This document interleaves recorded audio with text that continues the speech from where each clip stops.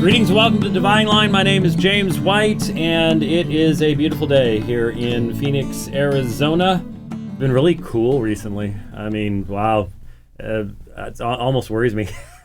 it's saving up. We've gotten more rain this month than in May than I can. I mean, we set a record big time last week. Usually May is pretty dry. Dry and hot, and I think sometime last week we got like almost a full inch in one day, and the most had been 0.15 up to that time on that day. So it's like my cacti are happy about it, anyways. But it's coming. It's coming. It's coming. You know it's coming. It's coming. It's going to come with a vengeance. We'll see. But you don't have to shovel it. No, you just have to. And you don't have to put on, all these heavy coats. This is this is true.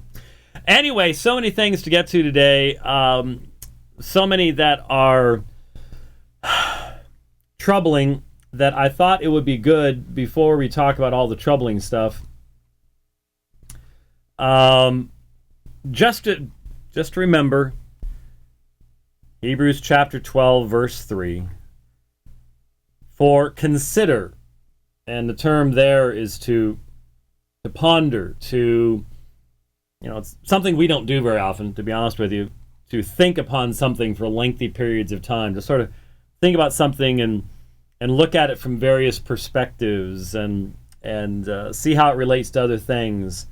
We're so very, been influenced so much by our society that for ponder, consider him who has endured such hostility by sinners against himself, so that you will not grow weary and lose heart, or literally, so that your soul will not be weakened. Lose heart is a sort of a English phrase that we use to render that, but it's literally so that your soul will not fall down, be weakened, and that this introduces the section on the discipline that God brings into our lives. But it is good to remember that our Lord lived with fewer freedoms that we have, lived under the oppressive Roman Empire, and he endured much hostility by sinners against himself. It was directed at him, and sometimes we become very timid. We become very, we back away when that timidity is directed toward that, when that hostility is directed toward ourselves. And yet, we have been given an example, and in light of that, we should not lose heart. I'll admit, sometimes just reading the stuff in the morning, maybe that's one of the reasons I exercise so much, is that people who, you get those endorphins going, so all the bad news isn't quite as bad, maybe, I don't know. Maybe that's what it is. It's hard to say. But there were just so many things, and I thought, look at the Word, remind yourself. Where do I start today? You all heard probably what happened over the weekend. Justice Ruth Bader Ginsburg, who has performed same-sex weddings before, performed a same-sex wedding over the weekend. Now, I'll be perfectly honest with you. I consider that grossly disrespectful. I consider it an insult. I am offended. But they don't care, because insulting people like me is irrelevant to them. We need to be insulted from their perspective. But it certainly says to me, why do we bother? I mean, I just looked down Justice Elena Kagan's record as Dean at Harvard Law School. She accelerated and legitimized the GLBT rights concept and law studies at Harvard Law School and the larger community. She encouraged Harvard students to get involved in homosexual activist legal work. At a time when she, as dean, pushed students to engage in public interest law and to get clinical legal experience, Harvard Law School established the LGBT Law Clinic. She recruited former ACLU lawyer William Rubenstein to teach queer legal theory.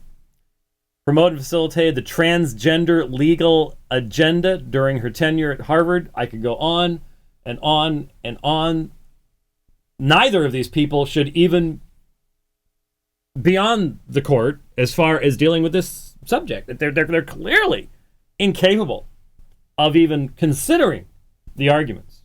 I mean, they might as well have just gone to sleep and not bothered listening, because it's foregone conclusion. It doesn't matter what the arguments are. Just foregone conclusion. No thought process here. The whole reason they're there is to make sure this happens.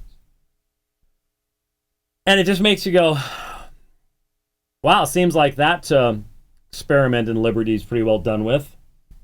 I certainly feel that one. And then over the weekend, I think it was Saturday, I did a big ride. I've signed up for one of these Strava things where I've got to climb 6,000 meters by the end of the month to celebrate the Giro d'Italia.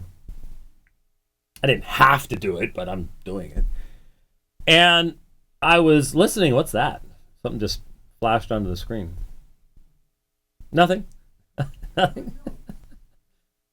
Nothing. Thanks. Appreciate that. Just having fun over there, huh?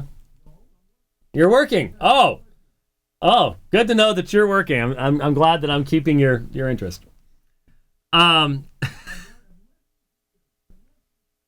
Right.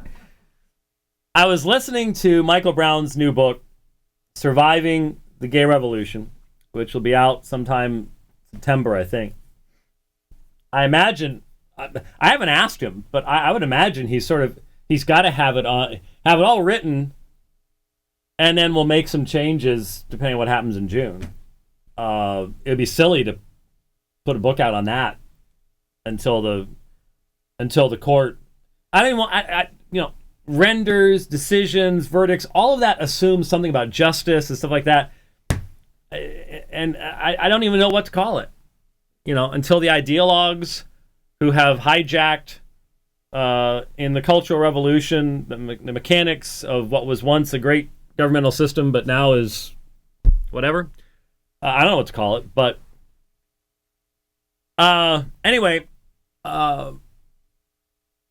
and he told the story in there, and I went, nah, can't be. I looked it up, and it was true. I can't read all of this, sadly. But this is an article that I pulled up from Politicker, New Jersey. Emily Schatz, April of 2013. On Monday, March 18th, 2013, the New Jersey Senate Health, Human Services, and Senior Citizens Committee held a 3-hour hearing on S-2278, a bill to ban minors who experience unwanted same-sex attraction from receiving therapy from licensed counselors. Y'all may recall that 2 years ago, you had California doing it. New Jersey was doing it. Chris Christie signed this bill once it was passed. But basically outlawing conversion therapy. So if you are a teenager and you experience same-sex attraction, the state, who knows all things and has all power, will step in and say, you can't get any help for that because it's perfectly natural. It's a good thing. It's wonderful. Testimony came overwhelmingly from homosexual activists who relied on unsubstantiated emotional and anecdotal arguments to support the bill. The most dramatic story came from Brielle Goldani, a man living as a woman in Toms River, New Jersey. Oh, joy, I've spoken there many times. Goldani claimed that as a teenager in 1997, his church in New Jersey sent him to a conversion therapy camp in Ohio called True Directions, run by an Assemblies of God church. There, Goldani says he was forced to engage in sexual activity, to heterosexual softcore pornography, flirt with members of the opposite sex, and submit to electroshock therapy and chemical IV injections in order to restore heterosexual inclinations. International Healing Foundation Director Christopher Doyle, who testified in opposition to the bill, said afterwards, "I was shocked and horrified to hear about such abuse. As a former homosexual and practitioner of sexual orientation change effort therapy, I had never heard of such inhumane treatment except from anti-ex-gay activists who often claim that SOCE, which is sexual orientation change effort, employs such barbaric methods. Investigation revealed Goldani's story was fabricated. The Ohio Council of Assembly of God Churches denied the camp ever existed. The Ohio Secretary of State and Attorney General's office confirmed this. No ethics complaints were ever filed to indicate the existence of such a camp. SOCE practitioners in Ohio had never heard of it. And the current pastor of Goldani's former church said no one from his church would have been complicit with such a scheme. Instead, Goldani's testimony was virtually identical to a 1999 movie called I'm a Cheerleader, where the abuse he described occurs at a camp called True Directions. New Jersey Family First Director of Government Affairs Greg Quinlan said, "Everyone is entitled to think as he chooses about the merits of SOCE, but people should be able to form those opinions based on facts, not movies." The New Jersey legislature has been taken for a ride by activists desperate to force their agenda, whose desperation displays their fear of having a real conversation. S-2278 is an unconstitutional bill that violates minors' autonomy, parents' rights, professionals' judgment, and individuals' consciences, and is a serious matter for everyone's freedom when cynical mockeries like this are allowed to influence policy. Regrettably, Committee Chairman Joseph Vitale did not seem overly concerned. While Senator Vitale may not care that a key witness lied, the parents, teenagers, and professionals this bill will affect deserve a truthful hearing. The legislature should not suffer such an insult or permit illegitimate testimony to determine binding votes. The right thing for Senator Vitale to do would be to call another hearing and bind witnesses under oath. Well, that didn't happen. Evidently, this transgendered activist wasn't under oath, and that's probably why charges weren't brought, but testified on the basis of a movie. And nobody caught it. Now, I wouldn't have caught it. I don't see movies like I'm a Cheerleader, so I wouldn't have known. So Ruth Bader Ginsburg, Kagan, this kind of stuff, it's hard to even know where to start. It's hard to even know how to respond to the just the lies and the dishonesty and you got to understand, people like this transgendered liar, lying is nothing. Lying is this person's life. I mean, that's they have to lie to themselves every single day to pretend that they are something that they're not. That it's not second nature, it's primary nature. And it's so central to their self-identification of who they are that, you know, how could you ever trust what they have to say? And this defines them. You and I, we don't get up in the morning thinking about these things. We have other things to be thinking about, you know?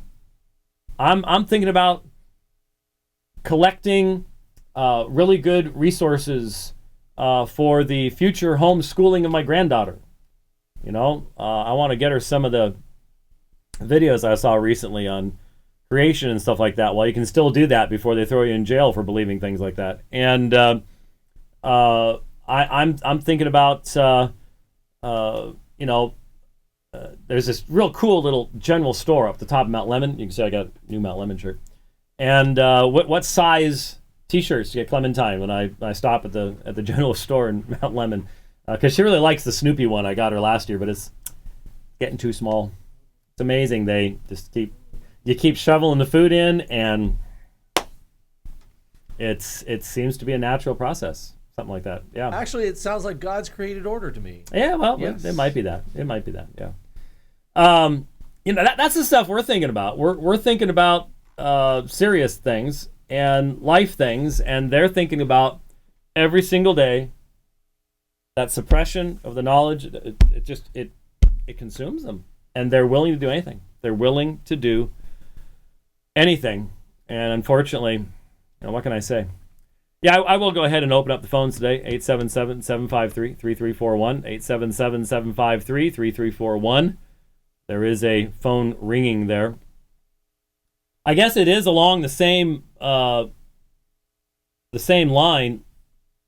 One of the books, the book that I got all the way through on a study ride yesterday.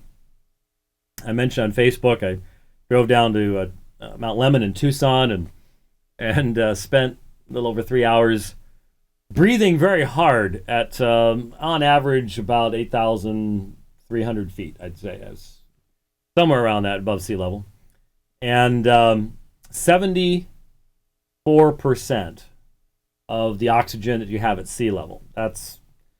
I found a place online. I can just put the altitude and figure out what the average amount of oxygen is there. Anyways, so it's a long drive down, long drive back. I started into a class on the history of the Roman Empire and actually got, I'm not sure how far, into a book that Facebook advertising is fairly effective. I bought this book because there's some World War II in pictures or history thing or something on Facebook, and they're advertising this book about one of the last battles of World War II. Is after Hitler was dead. There were still some diehard German units that didn't want to give up, and so it's a story about that. Not all exciting so far, but maybe it's building up to something. I don't know.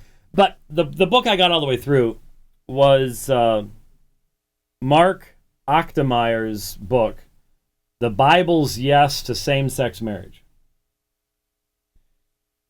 And I suppose on one level, there's nothing I can do about having to read these books. I don't want to be in a situation where someone says, well, if you read such and so, well, if you'd read that, But there is absolutely, positively nothing new. Nothing new. I mean, we're being flooded, absolutely flooded by a tsunami of these books that they're nothing new in them at all. You start off with some, you pull at the heartstrings and you tell stories like this lie. Makes you really wonder at times. But you tell these stories and you get the emotions going and I just couldn't believe that this would be God's will and so I started thinking about this and I started thinking about what Jesus would do, and you build up this whole narrative thing. And then what I'm starting to see really regularly now is you do that and you don't get to the key text in the Bible until after you've already completely determined the issue. I mean, you've come to all your conclusions, you've the whole 9 yards.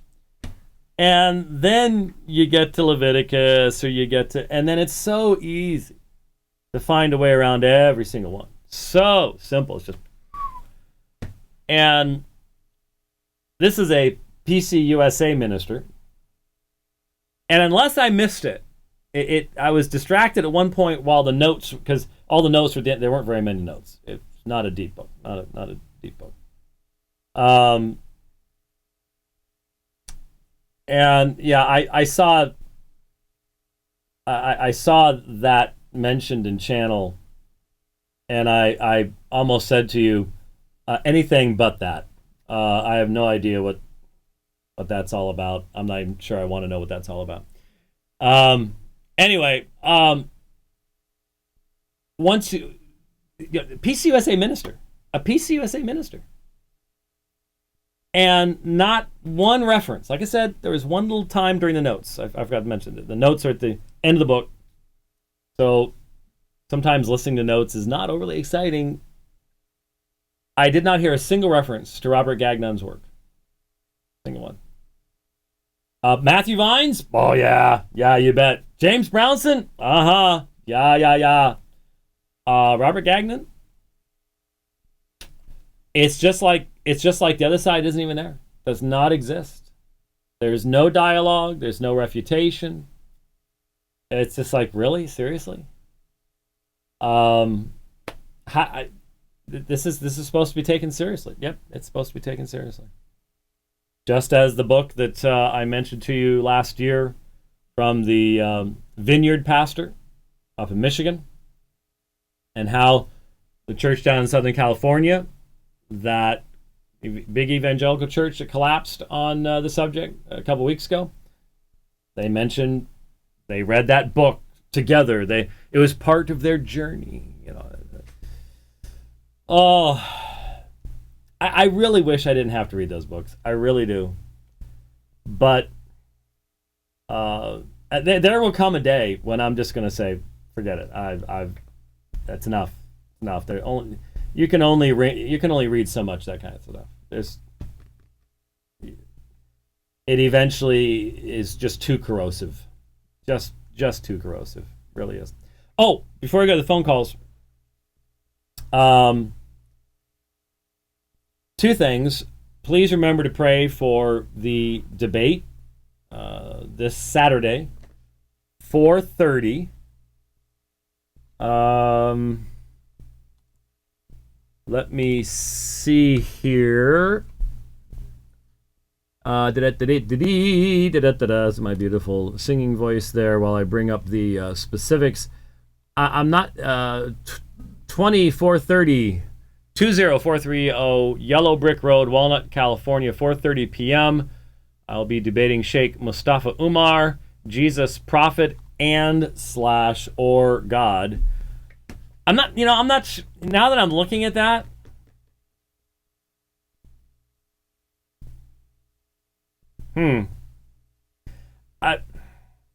he's both. It's and, not or. But he wouldn't say or. He would just say only prophet. Whatever. I think we all know what the subject is. But, as always, the issue is the fact that the Quran does not have a category for the real Jesus. The Quranic Jesus is merely a prophet, only a prophet. But the author of the Quran doesn't seem to understand,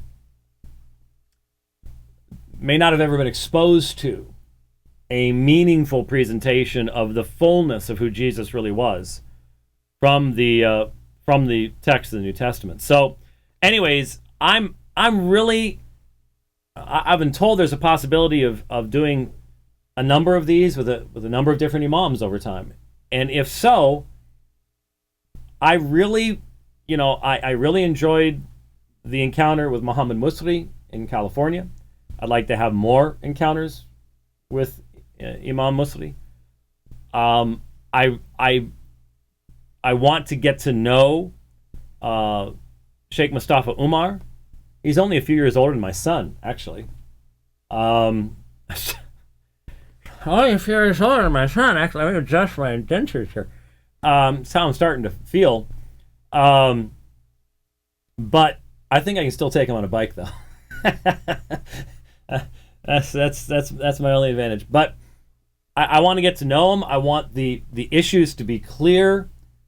But I do when people finish listening to that debate, I want them to not only understand both sides more clearly, but to have a foundation for more conversation to take place amongst the people in the audience and in the future. I fully reject the idea that there needs to be a nuclear war with blood on the floor, or you haven't done your duty. And so, just in passing, I'll mention that I posted a Facebook article briefly over the weekend in response to a criticism of doing debates with Muslims.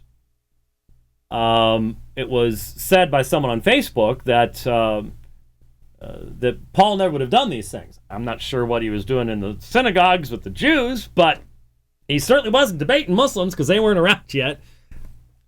But the arguments against Jesus as Messiah and Son of God, pretty much the same. Well, the Muslims may not like this, but they pretty much argue like Jews do. Islam is really a return back. It's an unwillingness to go with what the revelation of God and the incarnation. It's going back to where the Jews were, and so their arguments made the issues we're dealing with are the same issues, and that's why it's not overly surprising to find Muslims borrowing the arguments of many Jewish apologists and things like that. So you do have clear evidence that the Apostle Paul did these things, but evidently the suggestion was that I don't present the gospel in my debates. Now, what made me chuckle a little bit about that, aside from the fact that the person making the argument I don't think has listened to almost any of my debates on Islam at all, is that what am I very often criticized for? For presenting the gospel in my debates. I mean, there are a lot of people who say, you do too much preaching. Well, I try to honor the debate by sticking with the topic, but I do manage to find a way, almost always, to make a pretty clear appeal to the Muslims in the audience, and I do so along with the assurance of my respect for them and my love for them. And I think that's what bothers a lot of people. I think there are a lot of people that if they're just honest, they just don't like Muslims. They just don't like them. And if they're honest, the only thing they're praying for is protection from them. They're not praying that God would use them to break through the falsehood that keeps Muslims from hearing the truth about Jesus, who they say they love, but who they don't really know. I think a lot of people, there's a lot of Islamophobia, and you say, I can't believe you use that word. Well, I've seen some people that are that way. I mean, there are people that if you even try to suggest that there might be real Muslims that do not want to kill you, they're not real Muslims, and you're a sympathizer, and they just go nuts.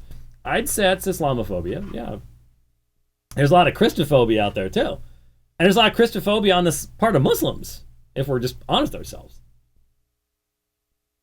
But I will right here and now confess to everyone in this audience, and this video feed is just the source of so many memes that it's not even funny. I mean, you could find my face in any position as long as you just download the video and just work at it long enough.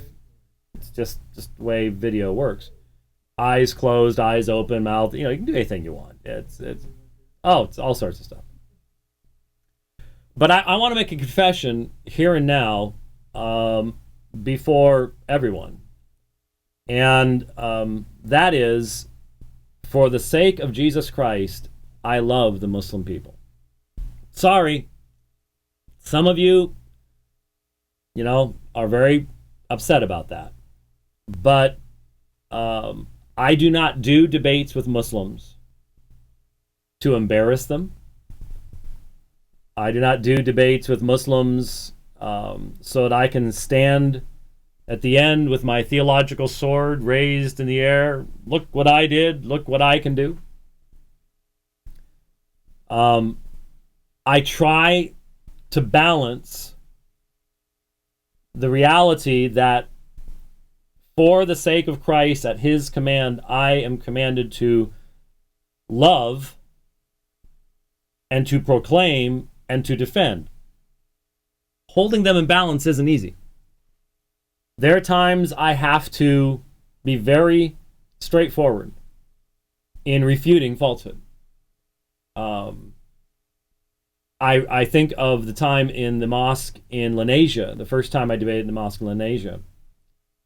There was a fellow who came up and asked a question. He was wearing an FBI cap in South Africa. Can you imagine? A baseball cap said FBI in South Africa. You didn't know about that? Yeah, well, I'm not sure what it means in South Africa, but I know what it means here.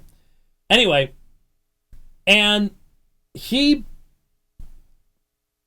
was a little, I'm not sure what term to use, aggressive. And I just had full freedom at that point in the debate to be perfectly aggressive right back at him. And it was exactly what he needed. It was exactly, I answered in the exact way that he needed me to answer. I mean, I went toe-to-toe with him. And I said, you don't know what you're talking about. And here's why. I did it with a smile. I had already established the fact that I respected the Muslims well enough to know what they believed. That I'm not operating on a Fox News level understanding of Islamic theology. In fact, a lot of those people in that audience knew I probably knew the Quran better than they do. Certainly know the Hadith better than most of them do. And so I could go toe-to-toe with him. And the next night, he was at another debate I did. And standing behind me, somebody started getting, and he shut them down. The Muslim shut them down. Said, hey, cool that. And they did. So the point is, if you're going to fault me for the Muslim, well, this fellow actually faulted me for the Muslims not having killed me yet. Well, okay. I think my life is in the Lord's hands. That's up to the Lord. They didn't manage to kill Paul. Remember, he was there for 3 years in Ephesus, and somehow he managed to survive all that, but supernaturally. But that it just didn't make any sense to me. But I had forgotten that I had created a video a couple years ago just showing some of the gospel presentations that I've done in Islamic context. I could make a much longer one now because I directed people to about 42 minutes, 41, 45 or something like that into the debate inside the masjid this time in Erasmia. And just listen. Listen to what I'm saying. Watch as the camera pans the audience. You see it's, 80%, 85% Muslim seated right there on the floor. And I'm talking about my unworthiness, and I'm talking about the imputed righteousness of Christ and sin and whole 9 yards. I mean, they're hearing stuff they've never heard before. And if I adopted my critic's attitude, they never would have heard it either, because he will never get invited to go there. Never. It's not going to happen. Not going to happen. So you tell me. You tell me. Just something to think about. So pray for the debate this coming Saturday, May 23rd, 4:30 p.m. I will be flying over, so pray for traveling mercies. I don't need to be getting there late and having to rush in and all the rest of that type of stuff. You know how it is. But I especially figure from here to LA, there are so many flights that if one gets canceled, you'll get there eventually. So we hope. And then very early the next morning, I'm coming back, and it's gonna be a long day at church. We've got a lot of stuff going on at church that day, so it's gonna be interesting. There was something else. I'll skip it. We've got to get to the phone calls.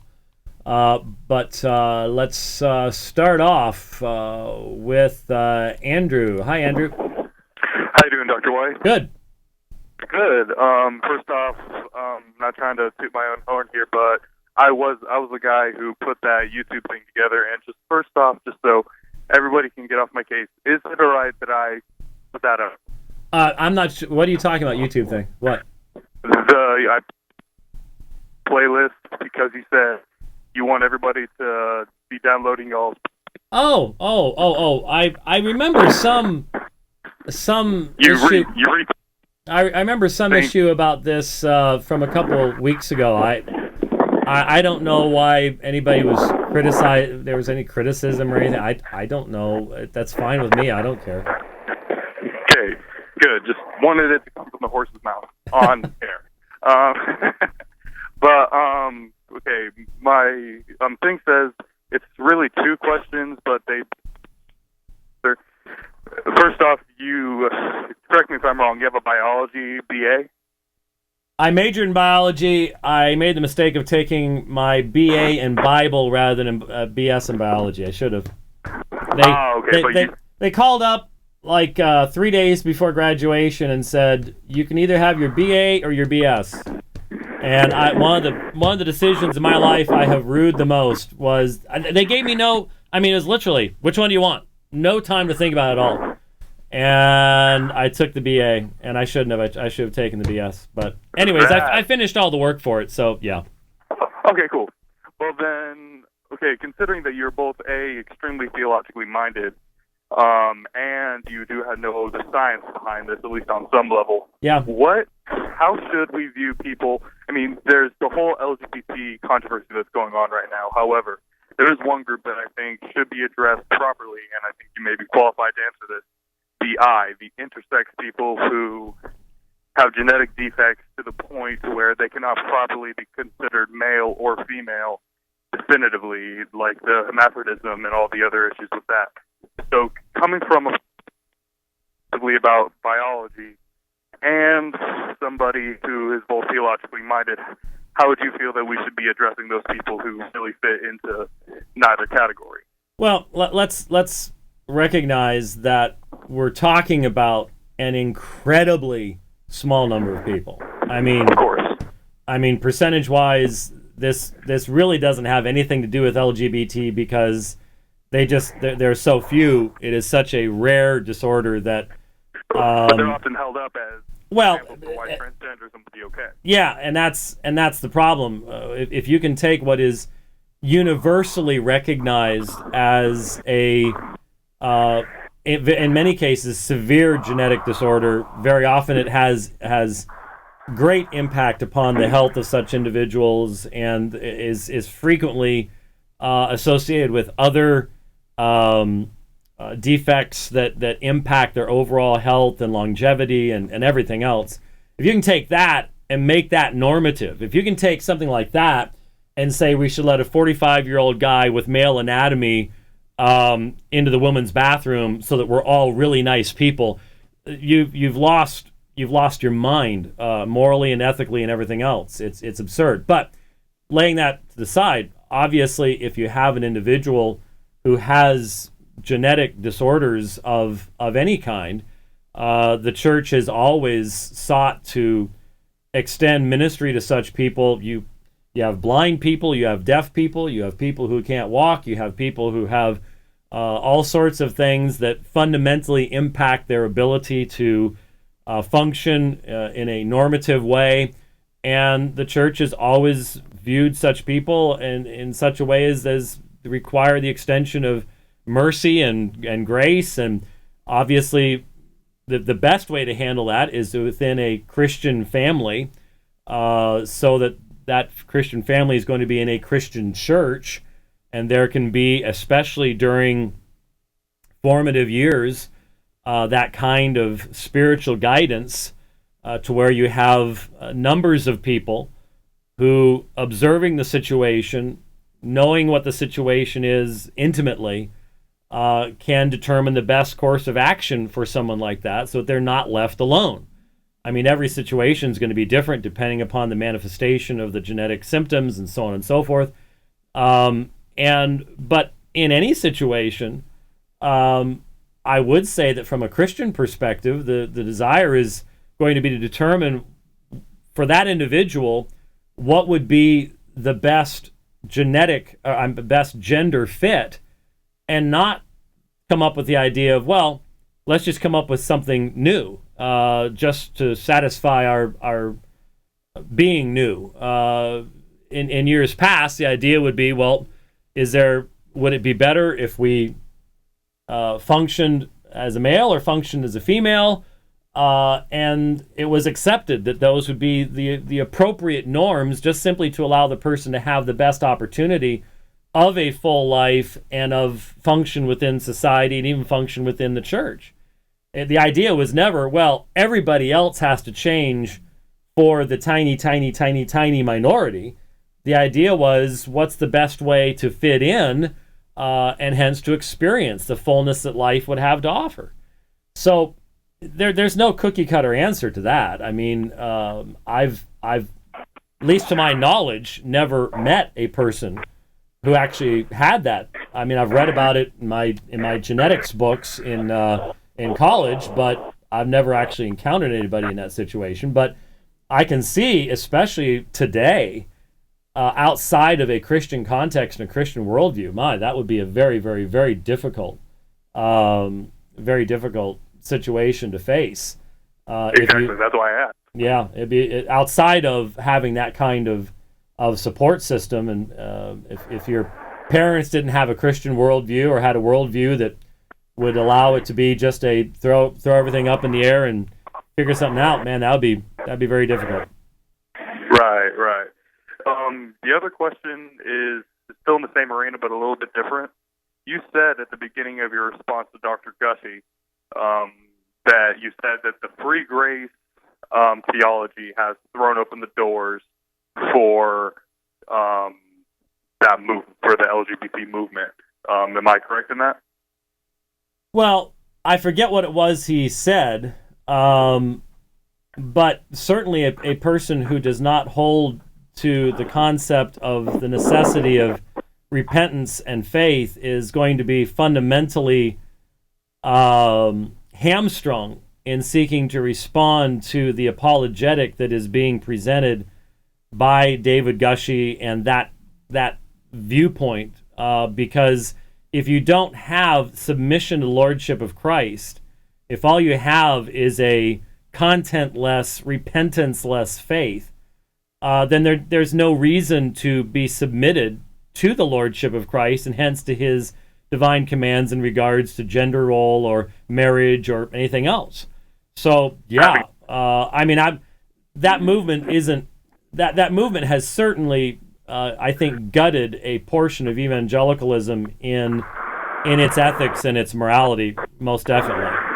Definitely. Well, previous to my being saved and coming to the Reformed faith, I was involved in that, and definitely I've seen in my old church, even among my family, in talking about these issues, they say, yeah, obviously it's wrong, but these people are still Christians, so I can at least personally say that, yeah, you're right, it's been gutted.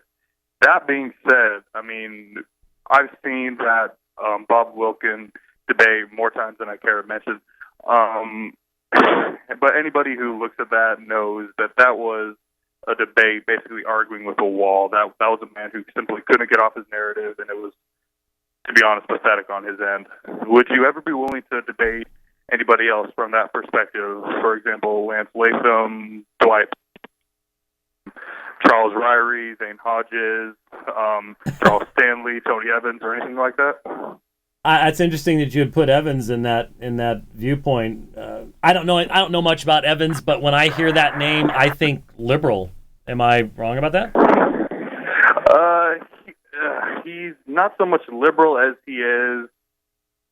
Well, it ultimately comes down to his theology. When it comes to his belief on the resurrection of Jesus Christ, his belief on the inerrancy of the Bible, he would say yes. But because of his so shallow view of what the gospel does for a person practically, that he says that, okay, basically we need to turn to all these very secular means to help people grow, like psychology and things of that sort. So in that sense, he would seem extremely liberal because his view of regeneration and the power of the Holy Spirit over the believer's life is so low. Oh, well, he wasn't the one that was on Fox News. Did he just put a book out on the why Jesus died? Was that Tony Evans? I couldn't tell you. I mean, I don't follow him that closely, but I do know that about him. That may have been the guy I was listening to on Fox News. And I sort of interpret him as emergent personally, but anyways, that's not really what you're asking. I suppose. I mean, I don't know. I haven't heard of these folks doing much in the way of of debates. It might be better to be focused upon something a little bit more exegetical or something. James chapter 2. That'd be fun. That'd be fun to try to get watch the human contortion machine kick in on James chapter 2. But I suppose, but it's not something I'm looking for. It's not a subject that I really have a lot of focus on. Well, I mean, the only reason I would say that is, at least personally, I would suggest it is because, at least from my context, I come from the church I went to when I was young was the biggest free grace church network in the city of Austin, Go Country Bible Church. And I've consistently seen, and that's their response to the homosexual culture, is that, yes, they're still saved, we just need to convince them that it's wrong so they can be, super Christians and everything like that. Wow. And I can just be very, very, they'll call them Christians. And that's the issue that I see, that I can just, and I'm only 21 years old, but I can very easily see how. Yeah.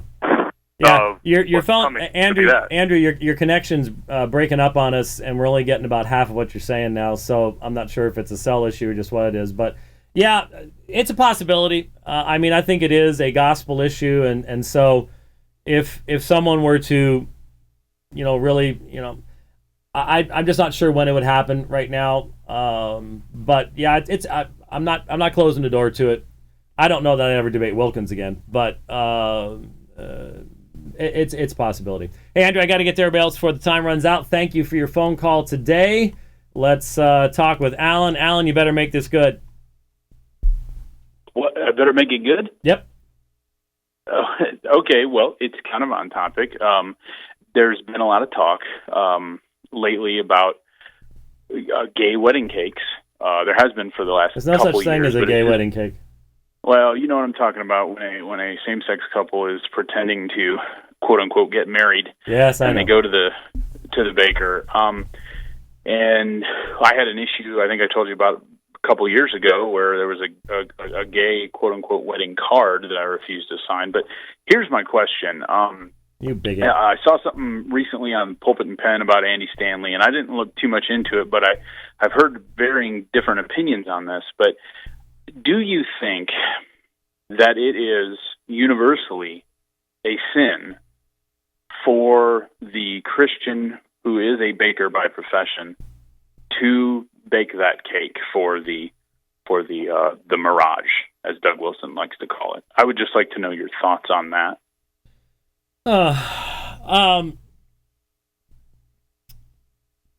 I do not see how a believing Christian can. I don't see how a believing Christian can attend a profaning of marriage ceremony if the Christian does not believe that they are in any way using their skills to in any way participate in this event. Then I guess I could see how they wouldn't care one way or the other. It's difficult for me to see how that is the case, given that this is a part of the celebration. It is a part of the profaning of the marriage ceremony. I certainly couldn't. I'm not going to bother to argue with a person that says, hey, it's no different than providing the chairs or working at the electric company that happens to be providing the light for the electricity for the event either.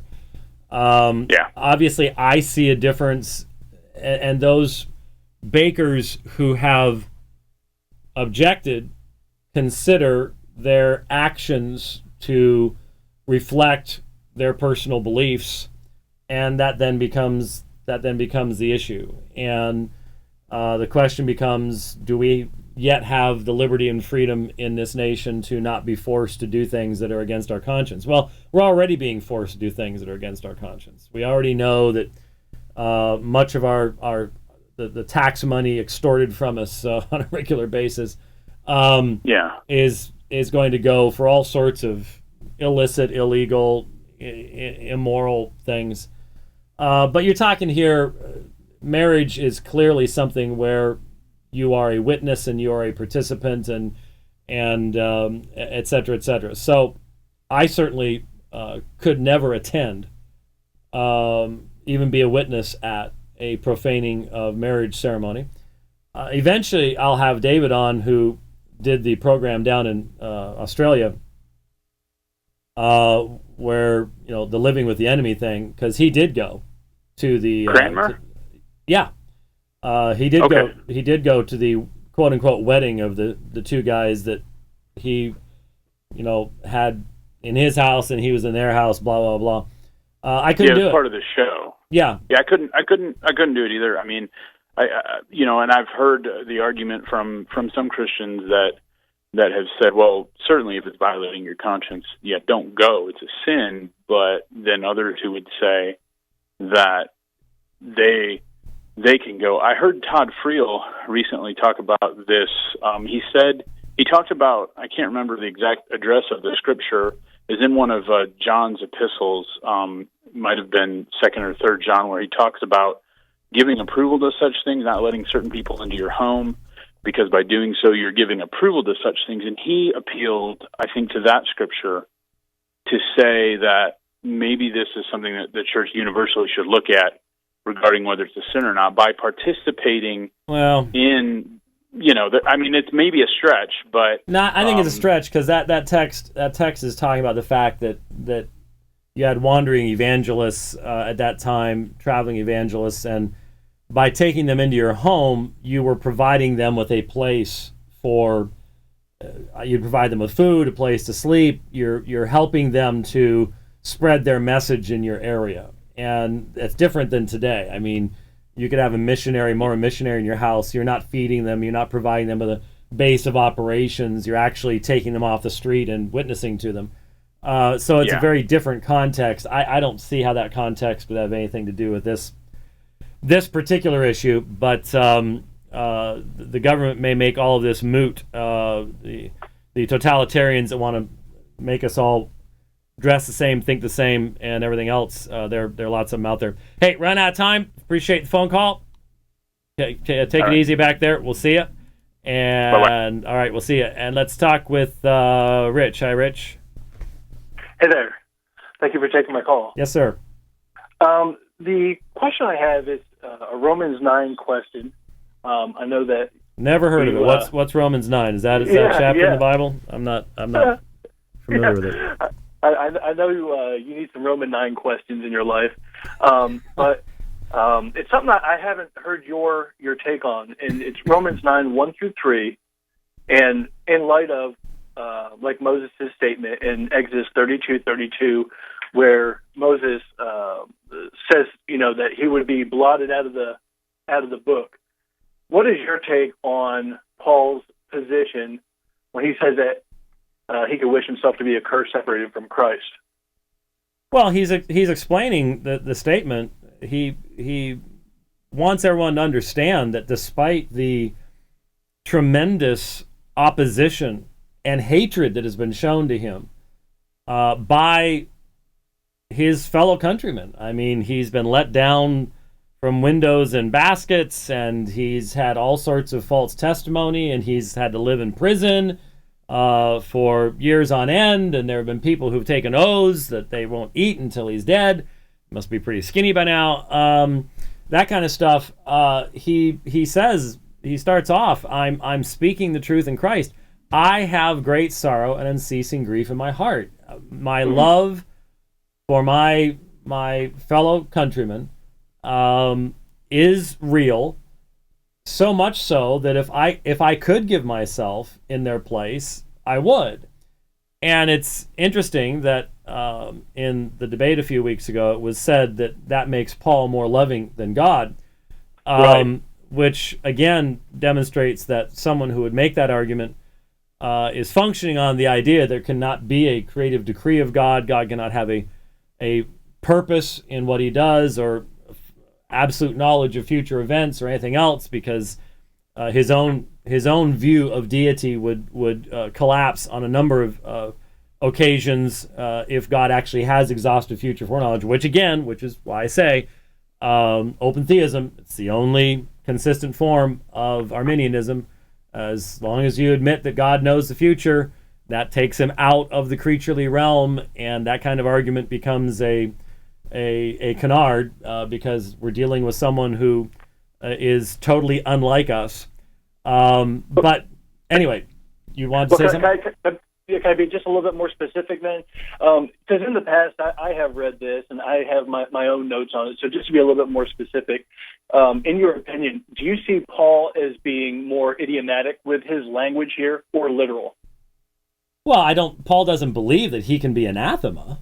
Exactly. That was a conclusion I came to as well. So when it was brought up in the debate, I didn't see it as being a parallel at all. So I've always read it as being just an idiom, because especially several times in Romans 8:18, not to mention how he closes out the chapter of 8, just talking about how we are conquerors and everything. He knows for sure that he cannot be. So the fact where he says, I wish that I could, I always read that as being an idiom. Like, I'm so mad I could spit. Yes, I am that mad, but I am not spitting, you know.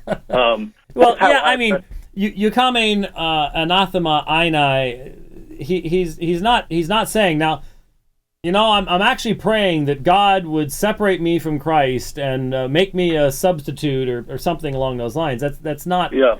He's not saying this is actually possible. He's simply saying I am so sincere in my desire to see my fellow Jews saved that if this were possible, I would do it. But it's not a possibility. It's just the point being that I really truly have pain and unceasing grief in my heart when I see the hardness of my fellow Jews and their unwillingness to hear and their unwillingness to submit, and you know, that should always be our feeling, no matter who we're talking to. When we see people rejecting the gospel and the grace of Christ, our hearts should be filled with the same grief. Yeah. Okay. That was really it. Okay. It's just, I do appreciate it, sir. Thank you so much. All right. Thank you very much for your phone call. Mm-hmm. All right. God bless. Well, we're pretty much out of time. So, Matt, we'll get to you next time around. Well, you want to? Oh, go ahead. Go ahead and drag a few more things across the screen while you're at it. All right. We'll go a little long here. All right, Matt. I'm going to tell you something, Matt. I'm starting to get a little hungry. Okay. So, you know, you're cutting into my lunch here. You know, this better be good. That's all I can say. Okay. Well, I'm sorry. Pressure's on. The pressure's on. Don't, you know, let's. Okay. Well, I'm glad the caller before me changed the subject to Romans 9.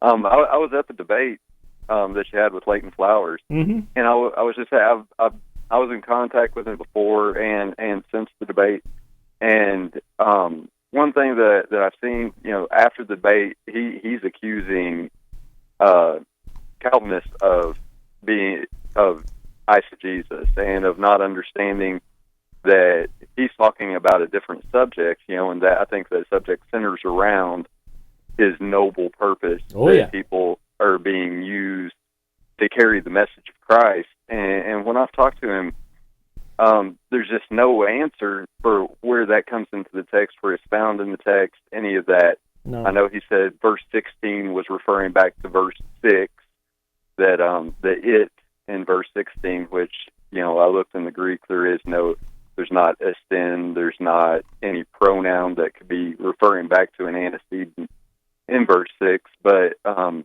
then verse 6 was based on verses 4 and 5, and it seems that this noble purpose of carrying a message, it's nowhere in there.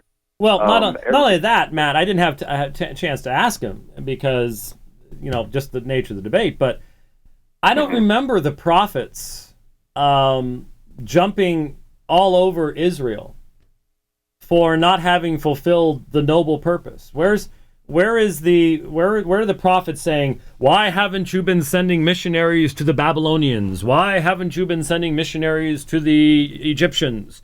I don't remember the prophets getting angry at Israel for this alleged ignoring of the noble purpose. Now, if you want to say that God has chosen Israel for a noble purpose, that's true. But what was that noble purpose? It was to bring the Messiah into the world. I mean, they were to be God's people and to bring the Messiah into the world. And the Messiah has now come, and even he talks about the hardening. It's a weird thing that he uses to come up with an entire new exegetical or hermeneutical how you're supposed to deal with John, basically. But now there's been this hardening. But the idea that what Romans 9 is talking about is some unfulfilled evangelistic calling on the part of the Jewish people that now they're not going to get to do, though Paul is doing that all over the world. What you do is you create a system outside the text, and then you read into the text. That's what eisegesis is all about. And, you know, I sort of figure when you do a debate, you put your position out there, and, you know, there's some place for further discussion, I suppose. But if you really didn't get it out there well enough during the debate, that you have to really be spending a whole lot of time after the debate saying that everybody else misunderstood me, what can I say? Yeah, I think my point is that, you know, in our view, everything in verse 4, or at least the majority of verse 4, is said to belong to the elect in chapter 8. Yeah, adoption, children, adoption as sons, glorification, all these eternal soteriological promises are said to belong to the elect. And then verse 6 is saying the word of God hasn't it hasn't failed because these things don't belong to the children that are of the flesh. Right. They belong to the children according to promise. Well, now be careful. Now be careful. You might get accused of stuff if you say that. Trust me. It's a whole different area, but there are those that you remember that movie that came out last year. What you just said is understood by many people as being why the Reformation was not completed. You know what I'm talking about, right? No. Oh, the whole thing about quote unquote replacement theology and all the rest of that stuff, and the fulfillment on the part of God's elect or the promises to Israel. And if you actually view that, then you're pretty much responsible for the Holocaust and everything else. So just, oh my goodness, just let you know. Kind of a logical leap there. Well, logic is not the biggest part of some of those folks, but that's a whole other issue.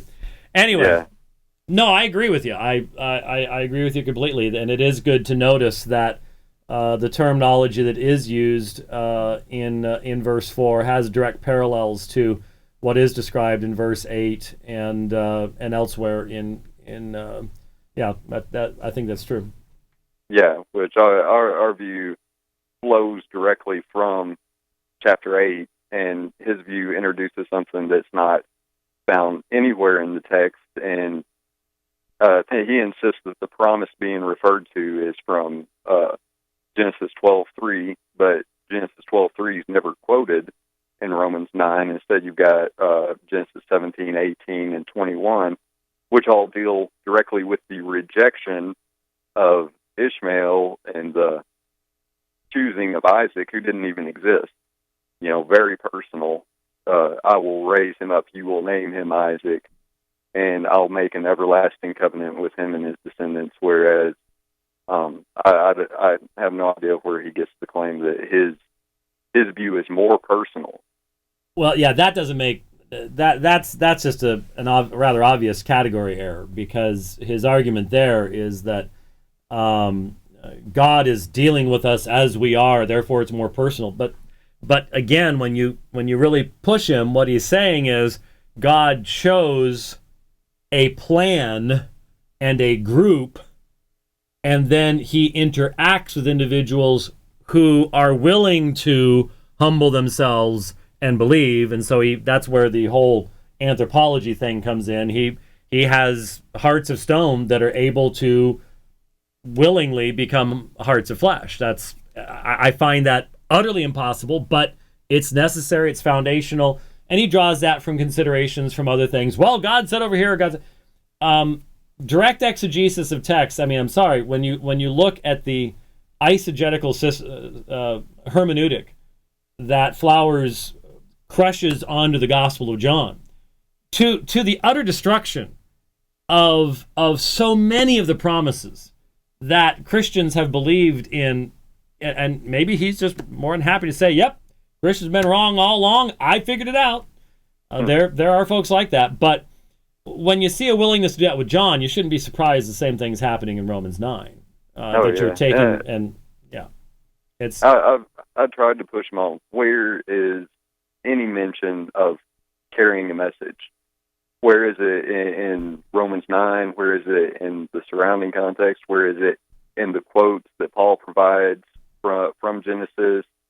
And it's nowhere. And if you can't point to it, that's the key to understanding Romans 9. Mm-hmm. And it's not stated anywhere in Romans 9 or the context of the quotes that Paul uses in Romans 9, then how is it anything other than eisegesis to introduce that to Romans 9 and then say this explains away everything that seems to be saying what you believe? Right. Well, thanks for being there, Matt. I hope you survived the trip home and that wonderful thunderstorm that we experienced. Oh, yeah. I ended up sitting in the truck for a little while waiting on the rain to stop. But it was something else. But anyways, it was great to be there, and thanks for your phone call today. All right, thank you. Thank you. Bye-bye. All right, thanks to everybody who called in today. Well, except for Alan. Yeah, we got to toss him in purgatory or something just for the fun of it. Just keep him under control. But Lord willing, we'll see you on Thursday. Remember the debate. If you know folks down in Southern California, debate 4:30 this coming Saturday afternoon, and your prayers for that appreciated as well. We'll see you on Thursday. God bless.